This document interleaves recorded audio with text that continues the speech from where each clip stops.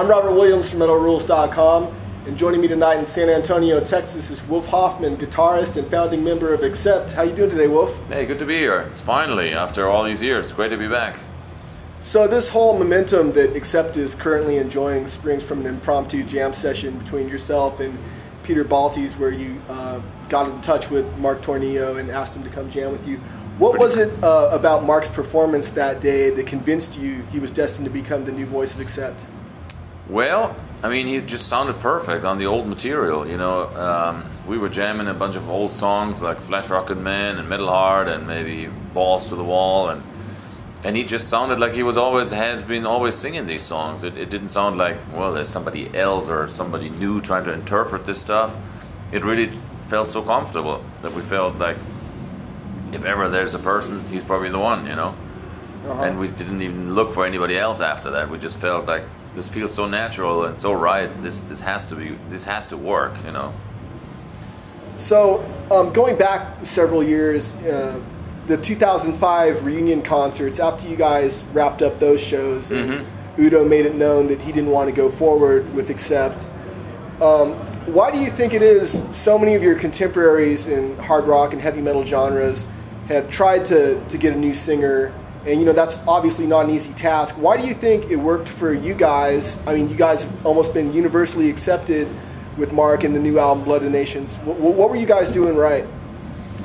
Man, it maybe just was, it all fell in place, maybe. I don't honestly know. I mean, it just felt right from the first moment that we met Mark, but this alone in itself doesn't guarantee anything. It needs to be accepted by the fans, and I think the combination of the, you know, the combination of the fact that Mark is the right guy and the record being the way that it is, and, you know, I don't know, maybe it's the right time, right place, right songs at the right time. I have no idea. I mean, I'm not even trying to analyze it, or I'm just taking it as it comes, and I'm very grateful that it happened. But I think that the record has a lot to do with it.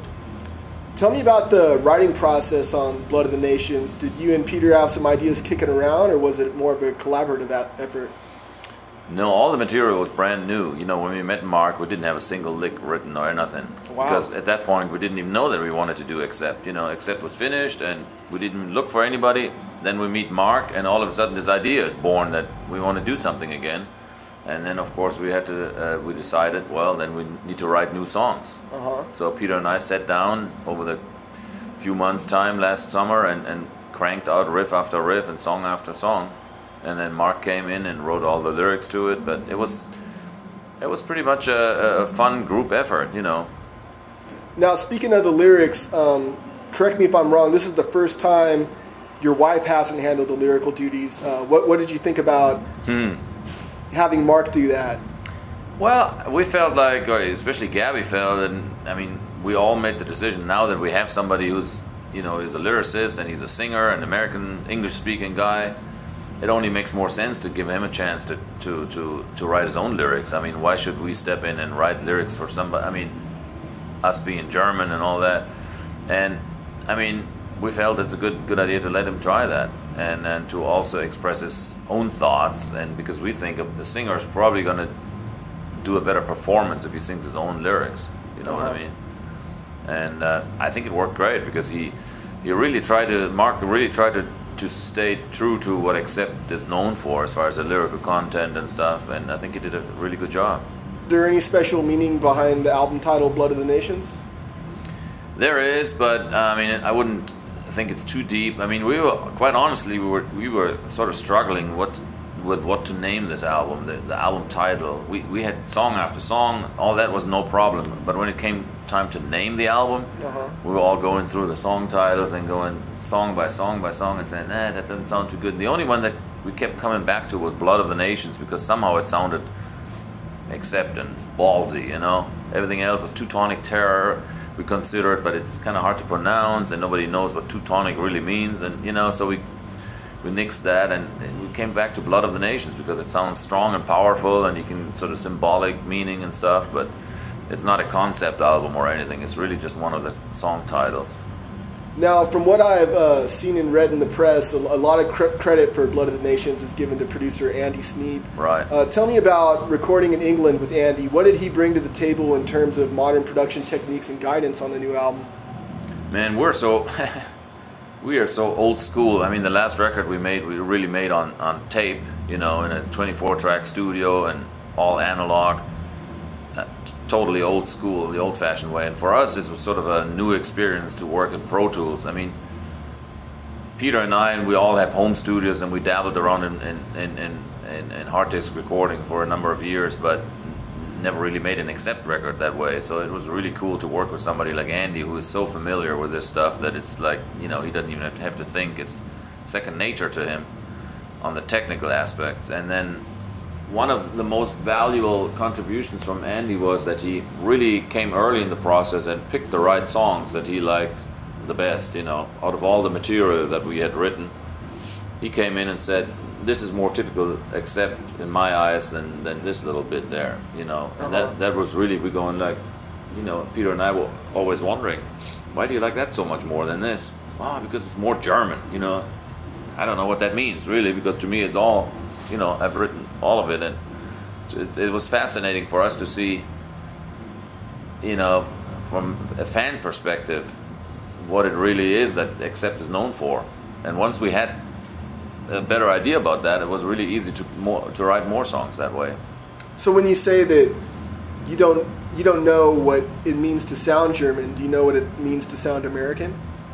Well, I have a little bit of an idea about that. You know, there's certain bands that you know, American metal bands like Motley Crue or something, and you know, they sound different from European. Yeah, they totally sound different from Europeans. But what it really is, that's typical ACCEPT, is really hard for us to say. Yeah. You know, because it's us. You know, it's almost as hard as if I would ask you, you know, what's so special about yourself? What is? I mean, what's your character? I mean, it's easy for somebody else to see it, but for yourself, it's really hard to say. Of course. You know, that's what it's like for us with being German and music. You know, it's hard. So you guys signed a multi-album deal with Nuclear Blast Records. Yeah. How has it been working with that label so far? Oh, great. I mean, really good so far. I mean, I think they did a fantastic job marketing and promoting the album, and even the album packaging. Everything looks first rate to me, first class. Really love it so far. I mean, it's a brand new relationship. I mean, we just really started a few months back to work with them, so it's kind of early, but so far, right on. So far, so good. Yeah. So tell me about any current goals you have in ACCEPT that you're working towards for this coming year.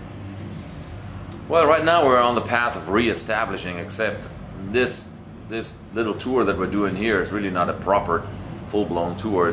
We call it the meet and greet tour because it's really what it is. We're really coming back to America to say hey to the fans and to shake hands and to reintroduce us, basically. You know, to say we're really still alive, we're still kicking, and it's really us in person. And then later on next year we will, you know, do a proper tour, I hope.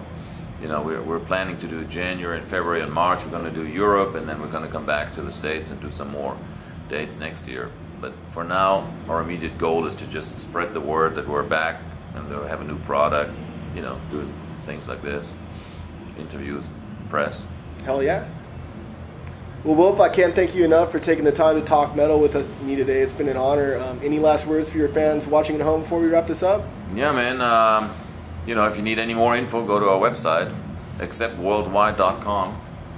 Find out the latest tour info there, all the cool videos and all that good stuff. And I hope to see you all on the tour.